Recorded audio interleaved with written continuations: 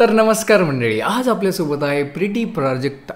तुझं नाव एवढं अवघड काऊन आहे बरं? आई बाबांनी ठेवलं म्हणून. तर आज आपल्यासोबत आहे pretty Prajakta the psychologist. And दुसरी गोष्ट म्हणजे आज आपण एका बिमारीविषयी बोलणार आहोत, पण असंच डायरेक्ट नाही बोलणार आहे. तुम्हाला आम्ही एका मूवीची स्टोरी सांगू जी की मी यांना दाखवली कारण की मला कळत नव्हती. तर आता ते ऑफिशियली त्याच्या पाठीमागचे काय काय रिझन्स होते, त्या मूवीमध्ये अशा घटना का बरं घडल्या, या मूवीला कोणत्या बिमारीचा रेफरन्स घेऊन बनवलं गेलंय, या सगळ्या गोष्टींचे कारण आपण ऑफिशियली आणि प्रोफेशनली आणि एका एक्सपर्ट सायकोलॉजिस्ट करून जाणून घेऊया. तर नमस्कार मॅडम, तुमचं स्वागत आहे आमच्या बीज FM वरती, जिथे आपण आज मूवीचा रिव्ह्यू के साथ साथ त्या बिमारीचाही रिव्ह्यू करणार आहोत. तर तयार? येस. तर मूवीची स्टोरी काय आणि मूवीचं नाव? नेवर लेट गो, राईट ना? एवढं गोडगीनं नका सांगू. तर मूवीचं नाव आहे नेवर लेट गो. तर स्टोरीची सुरुवात कशी होती बघा. आपल्याला हे सांगितलं जातं की जगात फक्त ही 3 जण उरलेली आहेत. तर आपल्याला असं दाखवलं गेलेलं आहे की खूप मोठं जंगल आहे आणि त्या जंगलामध्ये एक आई आणि तिचे 2 मुलं आहेत. ते 3 जण त्या घरामध्ये राहतात आणि त्यांची आई त्या मुलांना सतत सांगत असते की एका शैतानाने सगळ्या जगाला नष्ट केलेलं आहे आणि आता फक्त आपण 3 जणच राहिलेलो आहोत. की ती सांगते की जर का तुम्ही घराच्या बाहेर निघला तर तुम्हाला त्या शैतानाने टच केलं तर तुम्हीही तसेच होऊन जाताल आणि तुम्ही तुमच्या फॅमिली मेंबर्सला मारून टाकाल. तर असंच पूर्ण जग संपलेलं आहे, आपण फक्त 3 उरलेलो आहोत कारण की आपल्यामध्ये प्रेम, भावना. येस. आणि इव्हन ते घराच्या बाहेर पडताना सुद्धा ना स्वतःला एक दोरी बांधूनच बाहेर पडत असतात. त्यांना असं वाटतं की दोरी त्यांचं रक्षण करेल, त्यांना वाचवेल. आणि असं कोण सांगतं? आई सतत सांगत असते मुलांना. आणि बाहेर पडताना बाहेर ते ह्यासाठी पडतात की त्यांना काहीतरी खायला मिळालं पाहिजे जिवंत राहण्यासाठी. जसं की ते किडे खातात, बेंडक्या खातात, जे काही भेटेल त्या जंगलामध्ये ते खातात आणि ते जगतात. ओव्हरऑल असं दिसतं आपल्याला. ओव्हरऑल प्लॉटच मूवीचा असा आहे. म्हणजे त्यांनी सुरुवातीला सांगितलंय की rope is your life line. म्हणजे त्या घराच्या आत जर ते राहिले तर सेफ राहणार. येस. आणि घराच्या बाहेर निघले की ते मरणार नाही. ते त्यांना वशमध्ये करेल आणि ते वशमध्ये केल्यामुळे सगळं तुम्ही तुमच्या फॅमिलीला मारून टाकाल. तर असं एक ओव्हरऑल त्यांनी सांगितलेलं आहे. घरामध्ये काय काय मंत्र लिहिलेले आहेत आणि प्लस तुम्ही ते लाकूड जे आहे त्याला ते पवित्र मानतात. घर ही स्वर्ग है, यही सारी दुनिया है, यही से बाहर जाए ना खतरे से खाली नाही आहे, हे सगळं सांगतात आणि ते नॉर्मल लाईफ जगतात तसेच पद्धतीत. येस. आपल्याला धार्मिक वातावरण कळतं खरं पाहायला गेलं तर, की त्या घरामध्ये कसं असेल किंवा ती जी कॅरेक्टर आहे आईचं जे कॅरेक्टर आहे ते आपल्याला कळतं की तिचं कुठल्या वातावरणामध्ये ती जगली असेल, राहिली असेल. आणि सतत ती मुलांना काही स्टोरी सांगत असते. जसं की ती मुलीची स्टोरी. कशी आहे ती मुलीची स्टोरी? त्यामध्ये एक स्टोरी अशी आहे की एक मुलगी आपल्याला दिसती मूवीमध्ये की ती एका झाडाला बांधलेली आहे आणि ती सतत मदत मागते की मला वाचवा.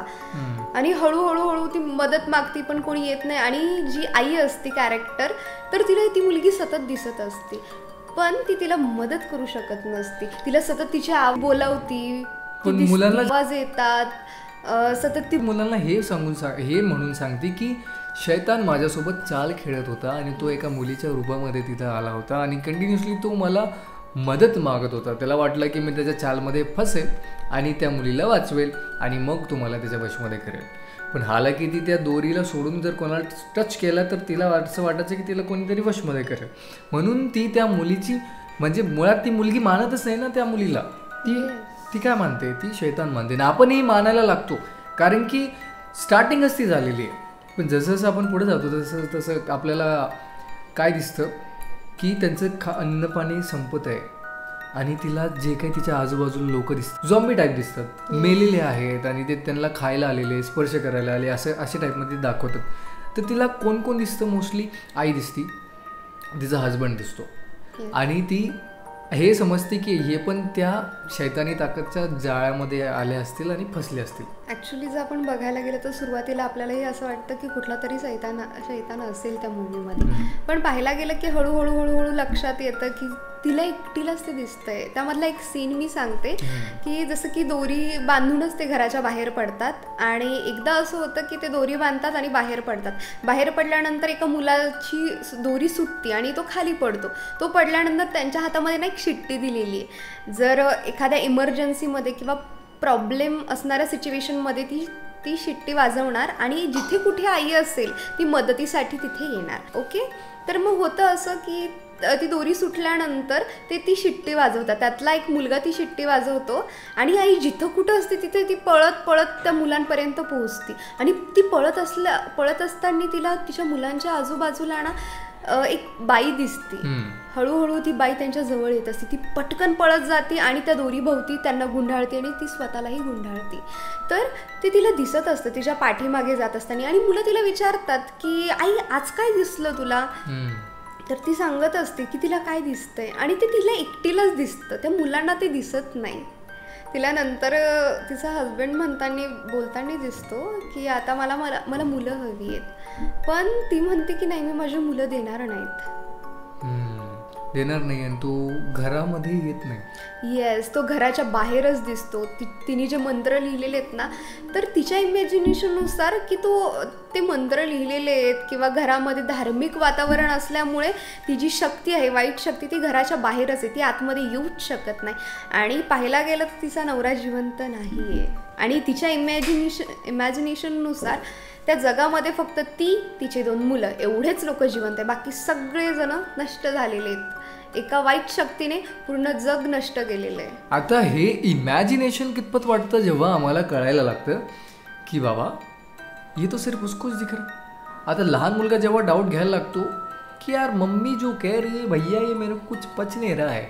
बड़ा भाई कहता है कि नहीं अरे छोटे ऐसे नहीं, मम्मी पे विश्वास रख. आणि तसं जसं अन्न संपायला लागतं तसं तसं तिघांच्याही डोक्यावरती परिणाम व्हायला. आता अन्न संपले, त्यांनी त्यांच्या एरियातले सगळे शिकार केले आणि त्याच्या पलीकडे जात नाही कारण की त्यांची दोरी त्यांना अलाव करत नाही. बरोबर. आता या सगळ्यांमध्ये आपल्याला कळतं की भैया कुछ तो गडबड आहे. की खरंच लहान मुलगा जेव्हा बोलतो ना की शायद हमारे जैसे कोई फॅमिली बची होगी आणि आई म्हणते की नाही ऐसा नहीं है बेटा, आपण तीनोच आहे जग में. मैंने बोला ना तीनोच है तो तीनोच है. मग दोघांचे भांडणं होतात. मग मुलगा, तो जो लहान मुलगा असतो, तो प्रयत्न करतो ती रोप सोडून बाहेर जाण्याचा. त्याला हळूहळू लक्षात येतं की जसं आईने सांगितलं तसं नाहीये. आणि आपल्यालाही क्लिअरिटी येते मूवी बघत असताना की नाही, काहीतरी गडबड आहे. सुरुवातीला आपल्याही लक्षात येत नाही. आपल्यालाही वाटतं की कुठेतरी काहीतरी गडबड आहे, कुठली तरी वाईट शक्ती असावी गड्या. पण तसं नाहीये. मग नंतर क्लिअर होतं की जेव्हा मुलगा आणि आई भांडण करतात आणि मुलगा तिची दोरी कापतो आणि जशी ती बघते की दोरी कापलेली आहे तसं तिला दिसते शैतान तिच्याकडे जवळ येताना. आणि तिला असं वाटतं की जर का यांनी मला टच केलं तर मी माझ्या मुलांना मारून टाकेन. आणि ती म्हणते की मैं ऐसा होणे नाही दूंगी. मग ती स्वतःलाच मारून घेते. म्हणजे तिच्या डोक्यात तिनं काय काय बनवून ठेवलंय. तिला नसणाऱ्या गोष्टी दिसतात. जर आपण नीट बघितलं ना मूवीमध्ये, जसं की मागचा एक सीन सांगितला दोरीचा, की तिला तिची आई दिसतीये जी मुलांना खायला येते. पण ते फक्त तिला एकटीला दिसतं, तिच्या दोन्ही मुलांना दिसत नाही. कुठेतरी इमॅजिनेशन आणि रियालिटी यामध्ये तिची गल्लत होती. तिला फरकच करता येत नाही. तर अशी आपण ओव्हरऑल स्टोरी सांगितली तुम्हाला. पण आता ती एक्झॅक्टली कोणती बिमारी आहे. तर जशी तिची आई मरते आणि मुलाचा विश्वास कमी व्हायला लागतो, पण तिची आई मेल्यामुळे त्या मुलाला विश्वास होतो की नाही यार कुछ तो है. मग तो मुलगाही सरळ होऊन जातो, रिस्पॉन्सिबिलिटी घेतो. पण जसा हा थोडासा लांब जातो, हेल्प मागतो, हेल्प जोरात, तर त्याचा आवाज ऐकून एक माणूस तिथे येतो आणि तो एकदम नॉर्मल त्याच्याशी बोलतो की दादा तुला काही त्रास आहे का, मला आत्ता हेल्पचा आवाज आला होता, तुला काही हवं आहे का खायला. लहान मुलाला विश्वास होतो, पण मोठा मुलगा अजून पण डिप्रेशनमध्ये आहे मेल्यामुळे. त्यामुळे तो गन घेतो, त्याच्यावरती थांबतो, त्याला शूट करतो आणि मारून टाकतो. मग आता आपल्याला क्लिअर होतोय की भैया हे कुठल्या तरी मोठ्या जंगलामध्ये आहेत आणि हे तिघच नाही आहेत तर पूर्ण जग जिवंत आहे. येस, आपल्याला हे लक्षात येतं हळूहळू की प्रॉब्लेम आहे कुठेतरी. पण तो प्रॉब्लेम कोणामध्ये, मुलांमध्ये नाही तर तो आईमध्ये दिसून येतो आपल्याला, की आईला कुठला तरी मानसिक आजार आहे. तर आता न वेट करता तो कोणता मानसिक आजार आहे सांगा जरा. येस, हा स्किझोफ्रेनिया नावाचा एक डिसऑर्डर आहे ज्याच्यामध्ये ना माणूस रियालिटी आणि इमॅजिनेशन ह्यामध्ये तो फरकच करू शकत नाही. जसं की आईचं जे कॅरेक्टर आहे आपण पाहिलं त्यामध्ये आपल्याला दिसतं की एका मोठ्याशा जंगलामध्ये ती आणि तिची मुलं, बाकी जग संपलं ती असं मुलांना सतत सांगत असते. कुठली तरी एक वाईट शक्ती आहे जी आपल्यालाही संपवेल. एवढंच नाही तर तिला काही वेगवेगळ्या गोष्टी दिसतात, तिला हॅल्युसिनेशन होतं, डेल्युजन होतं, नसणाऱ्या गोष्टी तिला दिसतात, ऐकू येतात. जसं की तिला तिचा नवरा दिसतो, तिची आई दिसती आणि हे जे कॅरेक्टर हे केव्हाच मेलेले आहेत. खरं तर तिचा पास्ट तेवढा उघडपणे सांगितलेला नाही आहे, पण जेवढं दिसतंय त्यावरून तरी आपल्याला एक कल्पना येते. म्हणूनच तेव्हा जी ती गोष्ट सांगते की तिला ते शैतान मुलीच्या रूपात येऊन थांबवतंय, सांगतंय, ॲक्च्युली ती मुलगीच असते. पण हिला कळतच नाही, फरकच कळत नाही की खरंच मुलगी आहे का तिला मानायचंच नाही आहे. तिला एवढंच मानायचं की जगामध्ये आम्ही तिघंच उरलेलो आणि बाकी ही जे काही चाल आहे ती शैतानची चाल आहे. येस, ती मुलगी मदत मागत मागत मेली, पण ही तिला मदतच करू शकली नाही. तिला सतत वाटत होतं की कुठली तरी जादुई शक्ती आहे जी मलासुद्धा मारणार, मलासुद्धा शैतान बनवणार. ह्या भीतीने किंवा तिला जे हॅल्युसिनेशन्स, डेल्युजन, रियालिटीमध्ये आणि इमॅजिनेशनमध्ये जो काही फरक करायला कठीण जात होतं त्यामुळे ती मुलगीसुद्धा मेली आणि तिला लक्षातच आलं नाही जे काही झालं ते. आणि ॲज अ रिझल्ट जसं जसं आपण मूवीच्या पुढे जातो तर लास्ट सीनमध्ये मोठ्या मुलाला एक लहान मुलगी येऊन बोलते आणि जसंच ती लहान मुलगी येते ती घाबरून जाते. पण यांचा विश्वास कधी, तर मोठ्या मुलाचा विश्वास कधी होतो की जेव्हा तो खातो त्या माणसाकडून, ज्याला मारतो आणि त्याच्या बॅगमधून जे काही अन्न भेटतं ते खातो, तेव्हा त्याला विश्वास होतो. कारण की हा उपाशी असतो. पण त्याला कळतं की यार हे खाणं जर असले तो माणूसही असली असू शकतो. आणि ती मुलगी जेव्हा येते की माझे पप्पा आले होते, त्यांनी मला गाडीकडे उभं करून गेले होते, मग त्याला तेव्हा विश्वास होतो यार मी माणसाला मारलं. आणि तो त्या मुलीच्या पाठीमागं पळत जातो. त्या मुलीला कळतं की यार यांनी काहीतरी माझ्या पप्पासोबत केलं. ती मुलगी पळत सुटते आणि हा पण त्याच्या पाठीमागं पळत सुटतो. मग त्याच्यासोबत काय होतं, मोठ्या मुलासोबत तो पळतो, त्याची दोरी तुटती. मग तेव्हा त्याला काहीतरी त्याच्या अंगात शिरल्यासारखं दाखवतात आपल्याला. त्याला ही डिल्युजन्स, हॅल्युसिनेशन्स होतात असं काही दाखवतात. येस, त्याला सुद्धा तसे होताना दिसतात. नसणाऱ्या गोष्टी त्या मुलाला सुद्धा दिसत आहे. कुठेतरी आई जे सतत सांगत होती ते सगळं त्याला दिसतं, त्याला सुद्धा ऐकू येतं. यात कदाचित असं असू शकतं की जसं की स्किझोफ्रेनिया नावाचा जो काही डिसऑर्डर आहे तिला कुठेतरी जेनेटिकली असेल तिच्या घरामध्ये. पास्ट काही क्लिअर दाखवलेलं दिसत नाही आपल्याला. पास्टमध्ये जर आपल्याला काही क्लिअरिटी दिली असती किंवा दाखवलं असतं तर आपल्याला लक्षात पण आलं असतं. पण पास्टमध्ये काहीतरी तिच्यासोबत घडलंय त्यामुळे तिला ते झालं असावं. त्याचबरोबर मुलामध्ये सुद्धा हे जेनेटिकली गेलं असावं अशी शक्यता आहे. पण त्यांनी जो काय नंतर मूवीचा चेहराच बदलला, जे काय त्यामध्ये नवीन ॲड केलं, एवढंच नाही तर पण ना याच्यामध्ये मेन गोष्ट काय होती की ह्या बिमारीमध्ये, ही बिमारी तुम्हाला तुम्ही जे इमॅजिन करताय त्याचं एक्सेप्टन्स एवढी 100% अश्युरिटी सोबत देतं की तुम्हाला ओरिजिनल गोष्टसुद्धा नकली आणि नकली गोष्टीसुद्धा ओरिजिनल वाटायला लागते. जसं की तू बोलली की त्या बिमारीमध्ये तुम्हाला जो वास येतो तो सुद्धा रिअल वाटतो, तुम्हाला स्पर्श फील होतात. म्हणजे तुमचा ब्रेन 100% त्या गोष्टी तुम्हाला बिलीव्ह करायला लावतो. तर जसं की त्यांची ती मान्यता एवढी स्ट्रॉंग आहे की दोरी तुटल्यानंतर त्यांना काहीतरी स्पर्श करतं आणि ते त्यांना शिकतं, ते त्याच्या वशमध्ये येतात. तर ॲक्च्युलीमध्ये काही न होता त्यांचं इमॅजिनेशन एवढी स्ट्रॉंग आहे की त्याची दोरी तुटल्यानंतर त्याला खरंच वाटतं की त्याला कुठल्या तरी गोष्टीने वशमध्ये केलं आहे आणि आता तो पूर्णपणे त्या वशमध्ये आहे. ॲक्च्युलीमध्ये असं झालेलं नसतं. तिच्यासोबत पण ॲक्च्युलीमध्ये झालेलं नसतं. तेच तर मग हेच तर त्याचे सिम्पटम्स आहेत की ह्या लोकांना कळतच नाही की जे काही आहे, जे काही चालू आहे किंवा जे काही त्याला दिसतंय ते खरं नाही आहे. आणि त्या मुलांना काहीच दिसत नव्हतं इतका दिवस. शेवटीला आई गेल्यानंतर हे त्यांना दिसतं बघितल्या गेलं तर. म्हणजे त्यांचा विश्वास किती स्ट्रॉंग आहे त्यांच्या स्वतःवरती. येस, स्पेशली त्या लहान मुलाचा की नाही असं काहीच नाहीये. आणि असंच काही रिअलिटीमध्ये काही वेगळा केस तुम्ही बघितलेला आहे का? ॲक्च्युली भरपूर आहे. पॅरानॉइडची एक ना ॲक्च्युली भरपूर अशा केसेस बघितल्या गेल्यात की ज्याच्यामध्ये ना जे पार्टनर आहेत ते त्याच्या अपोजिट पार्टनरवरती शक करताना दिसतो. तो पार्टनर खूप प्रूफ्स देतो की नाही असं काहीही नाही, माझं बाहेर कुठेतरी अफेअर नाही आहे किंवा मी असं केलेलं नाही आहे. इतके प्रूफ्स देऊन सुद्धा ही लोक त्यावरती विश्वास ठेवत नाही. पॅरानॉइडमध्ये हे स्पेशली दिसून येतं. इतका स्ट्रॉंग त्यांचा संशय असतो की नाही त्या व्यक्तीने तसं केलेलंच आहे. त्यांना कितीही पुरावे द्या किंवा काहीही करा तरी ते विश्वास ठेवूच शकत नाही. हा स्किझोफ्रेनियाचा एक टाईप आहे, एक प्रकार आहे की ज्यामध्ये असं होताना दिसतं. स्किझोफ्रेनिया सारखं अजून काही तुम्ही मेन म्हणजे असं काही बघितलं का? जसं की तुम्ही मला एक की सांगितलं होतं की ज्याच्यामध्ये एका बाईला सतत काहीतरी भास होत असतं, दिसत असतं आणि ती स्ट्रॉंगली बिलीव्ह करत असते, तिला काहीतरी इमॅजिनरी दिसत असतं. Yes yes yes. एक बाई आली होती काही महिन्यांपूर्वी. तर त्या बाईला ना सतत काही चेहरे आहेत ना इतर गोष्टींमध्ये दिसत होते. तिला काही आवाज ऐकू येत होते जे नव्हते. तिला कळत होते की असं काहीही नाही आहे, पण तिला सतत ते आवाज येत होते आणि हळूहळू तिचा विश्वास बसत होता की नाही हे सगळं काहीतरी आहे, आजूबाजूला दिसतंय, लोक दिसत आहेत जे नाही आहे मुळात, त्यांचे तिला आवाज ऐकू येत होते. तर अशीच तुम्हाला कुठली बिमारी आहे का शोधा आणि डॉक्टरांकडे जाऊन बघा. नका.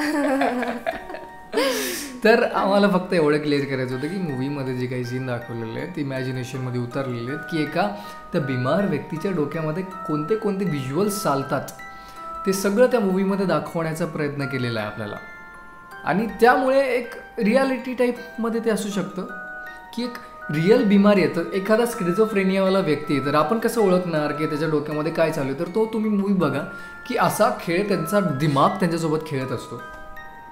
येस. पण त्या मूवीमध्ये त्यांनी ना कळूच नाही दिलं. नंतर अजून त्यांनी सस्पेन्स क्रिएट केलेला दिसतो की शेवटीला तो मुलगा जो मोठा मुलगा असतो तो एक फोटो क्लिक करतो, घर जळतंय पाठीमागे आणि त्याच्या पाठीवरती खांद्यावरती कोणाचा तरी हात आहे. त्या फोटोमध्ये सुद्धा ते दिसतं. त्यांनी आपल्याला अजून आणि मोठा मुलगा जेव्हा मेंटली त्या वशमध्ये येतो की त्याची दोरी उठल्यानंतर त्याला कोणीतरी वशमध्ये केलेलं आहे असं त्याला जेव्हा भास होतो तो खरंच वशमध्ये जातो आणि तो पूर्ण घर जाळून टाकतो. जसं की कॉन्सेप्टच आहे ना की जर का तुम्हाला कोणी वशमध्ये केलं तर तुम्ही तुमच्या घरच्या मेंबर्सला मारतात. तसंच तो करायला भिडला तर तो पूर्ण घर जाळतो. त्या घर जाळल्यामुळे लास्टला जे सॅटिस्फॅक्शन भेटतं ते त्याच्या चेहऱ्यावरती आपल्याला दिसतं. आणि आई जे सतत रोज रोज रोज रोज सांगत होती ते दिसतं. आणि त्याचबरोबर तो जो लहान मुलगा असतो तो त्या घराच्या दरवाजावरती किंवा लाकडाच्या ह्याच्यावरती हात ठेवतो आणि एक मंत्र म्हणतो. तर त्याला ना त्रास व्हायला सुरुवात होती ते मंत्र म्हणत असताना. हे सुद्धा आपल्याला दिसतं. आणि शेवटी मूवीच्या एंडमध्ये काय होतं बघा तुम्ही. धन्यवाद. मूवीचं नाव आहे नेवर लेट गो. थँक्यू. बिमारीचं नाव काय? स्किझोफ्रेनिया. तसं आम्ही तुमचा मूवीचा तर एक्सपिरियन्स खराब केलेलाच आहे, त्यासाठी आम्हाला तुम्ही थँक्यू लिहा किंवा 2-3 शिव्या लिहू शकता आणि या सायकोलॉजिस्टला भेट देऊ शकता. क्लिनिकमध्ये नाही, ऑनलाईन. लगेच बिमारीचे प्रॉब्लेम्स टाकू नका, त्यांच्या ID मेन्शन केली तर. धन्यवाद मॅडम, तुम्ही आलात. थँक्यू. अशीच अजून एक सायकोलॉजिकल थ्रिलर मूवी सोबत आपण येऊयात मॅडम सोबत. Stay tune with RJ Vikram and pretty Prajakta.